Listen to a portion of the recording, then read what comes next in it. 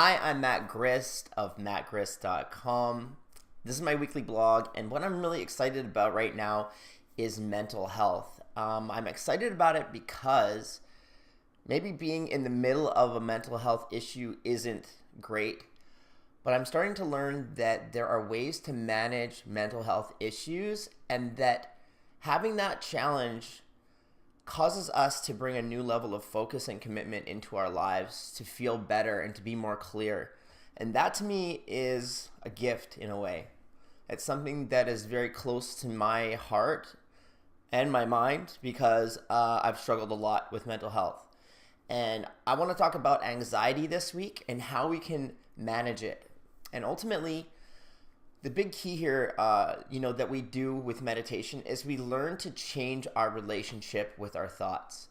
That's a very empowering skill and practice because, a lot of what owns us in our lives are our thoughts, our fears, our shame, our guilt, and our insecurities and that sort of thing. And as we mature, we go through our lives, we start to see that there's other people out there that are like us, that have similar problems, and that maybe we're not that different. It's, in my experience, I meet so many people who are impacted by anxiety. I meet a lot of them every single week. They come to the classes that I teach, and I want to share with you some of the things that I'm sharing with them. And these are things that I've used for myself. And, ultimately what we're looking to do here is, one, we're looking to be able to identify feelings of anxiousness, thoughts that bring feelings of anxiousness, actually. And once we can start to identify those, we can start to learn to manage them. When they come up, we can learn to let go of them, or we can learn to embrace them. So what I mean by that is, if oftentimes I'll notice a thought sort of coming into my mind, just the very beginning of it, and maybe I start to tense up a bit. And when I've been practicing meditation regularly, I am able to just let go of that thought before it builds any momentum. But other times, maybe I'm not having the best day, especially when I wasn't practicing regular meditation, that thought would come in and it would start to overwhelm. What we can do is when that feeling is, that thought is coming in, and before it gets to overwhelm, we can actually just change our relationship, because it feels almost like we're being attacked by a thought. And what we can do sometimes is, once we recognize the thought and it's coming, we can embrace it. I know that seems counterintuitive, but everything in meditation, and I believe in life, is about how we choose to perceive our experience and then what we do with that. And if we can learn to embrace that we have anxiety, that we have these feelings, and maybe try to start finding some positives for them. Oftentimes we're anxious because we care. We're people who care about others, about how we're perceived, about whether or not we're doing a good job, about whether or not we're being helpful or we're doing the right thing. There's so many ways that caring can be morphed into anxiety. But we can start to realize that anxiety can be a gift because it's bringing awareness to us. And if we use that to grow, we can eventually turn it into a strength rather than a weakness or a fear or something that, for myself, I was waiting for it to show up in my life, and it was getting to the point where I was having very bad panic attacks, not wanting to leave my house. And this has happened actually a few times in my life. I went through one period of very intense anxiety, social anxiety, and then another one where my anxiety was related to some trauma that I experienced, and this fear that it would happen again, the fear that it would impact the people around me, my behavior. And I've finally gotten to a place where I'm becoming open enough to talk with people about that. And what I'm finding now, that I'm embracing that experience and what happened to me, sharing it, in an open way, and not letting it control my fear, control me through fear. That is really what I think we're working toward, what I'm working toward, and I think what I've seen in other people.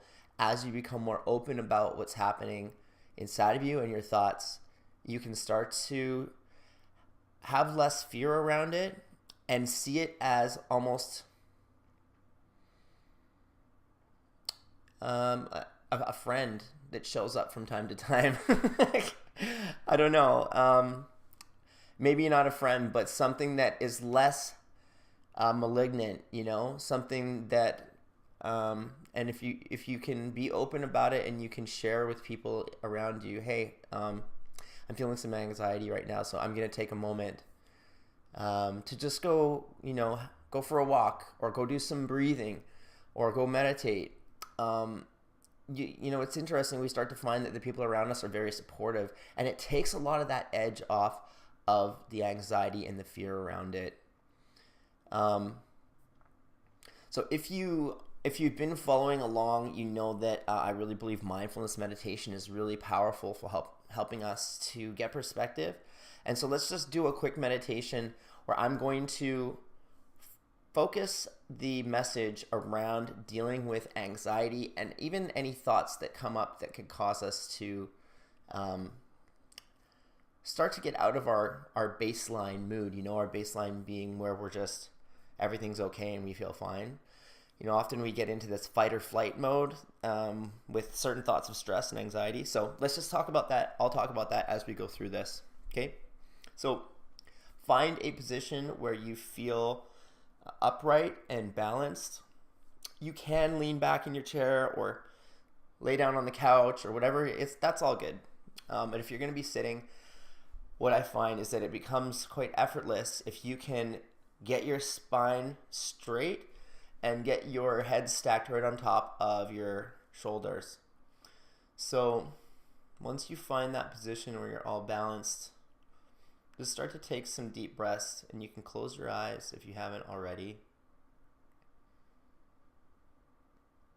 Take full inhales and then exhale completely all of the air out of your lungs.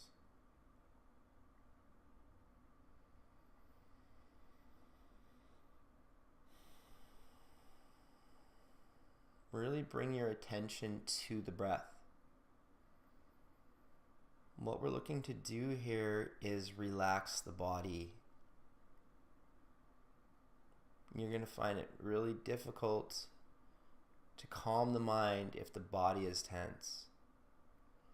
So just bring your awareness to the body as you continue breathing deeply.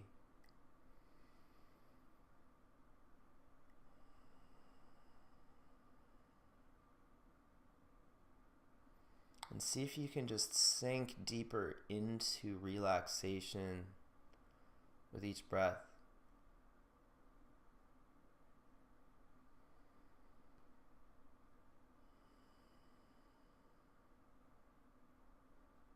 And you can take as long as you need with this part of the meditation. You really want to get to a place where you don't feel any tension. And once you're there, you bring that sense of softness to the mind.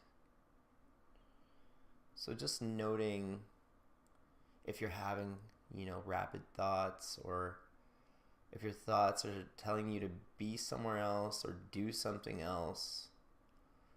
What we do is we just let go of those thoughts. And that doesn't mean that they necessarily go away. And maybe the thoughts continue in your mind, but we're just bringing a sense of softness to the thoughts. And that really kind of comes from this idea that we don't need to respond to every thought that comes through our head. We don't have to act on the thoughts. We don't have to take them seriously even. We can allow them to just exist. and kind of observe them.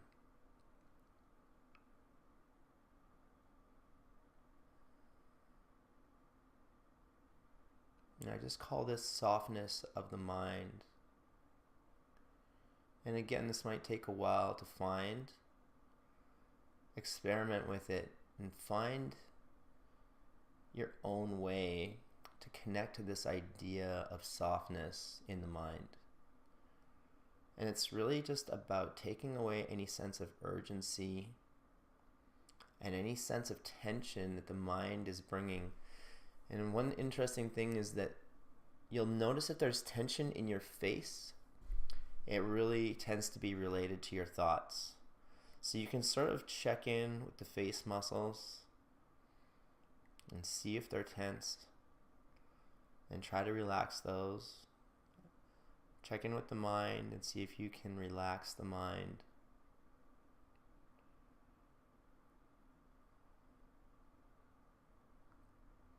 And once you've found that sense of softness in the mind, now you can start a mindfulness practice where as a thought comes into the mind, you're able to let go of it.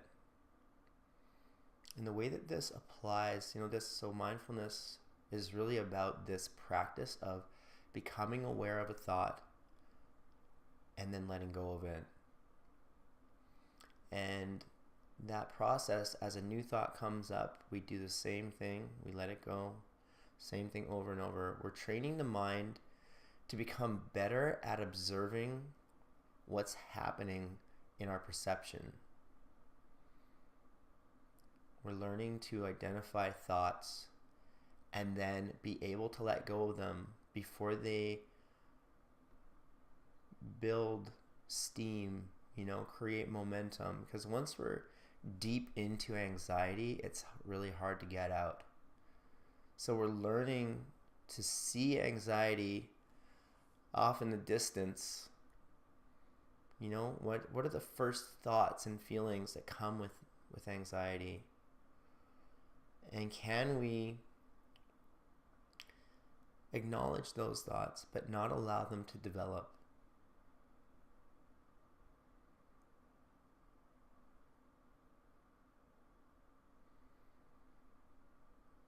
And maybe you're at a point where the anxiety is already there and it's not that easy to let go of it.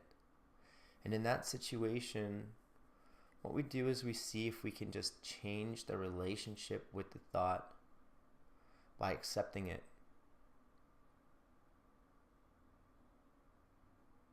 Say, okay, I feel tension in my chest. I feel anxious right now. But that's okay. It's fine. I'm okay. You know what? I'm just going to let that feeling hang out here. And I'm not going to take it that seriously. Often our reaction to the stress is what makes it worse. So learning to allow there to be some anxiety for the time being and trusting that eventually it'll go away. And then learning through this process, there's got to be some consistency to how we respond to anxiety before we will really start to train our mind to handle it.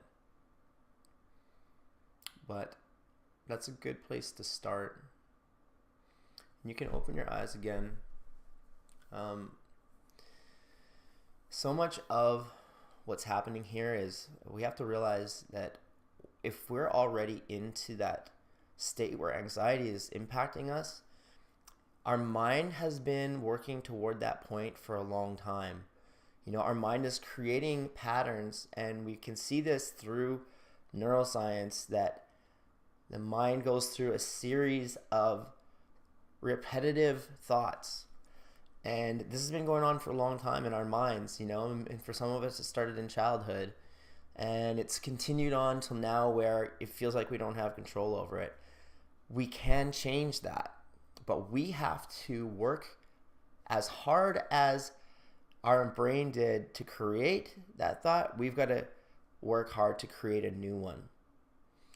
And it's possible, it's doable, but it requires commitment, and it requires us knowing that there is another answer.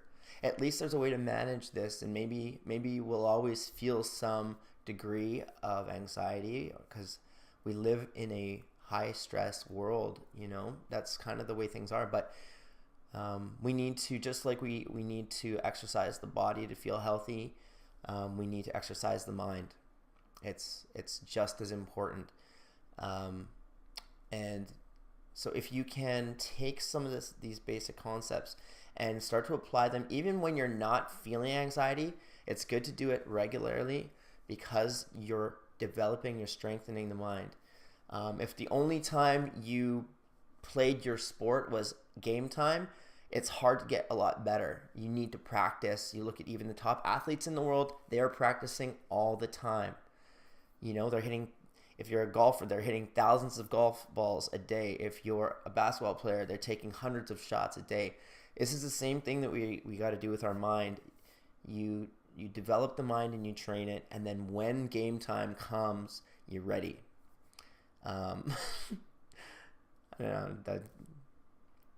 Anxiety isn't really sexy, but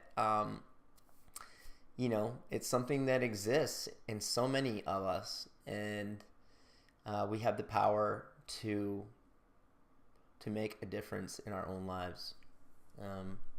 Anyway, I hope that helps, and I hope that you'll use it, and I'll see you back again next time.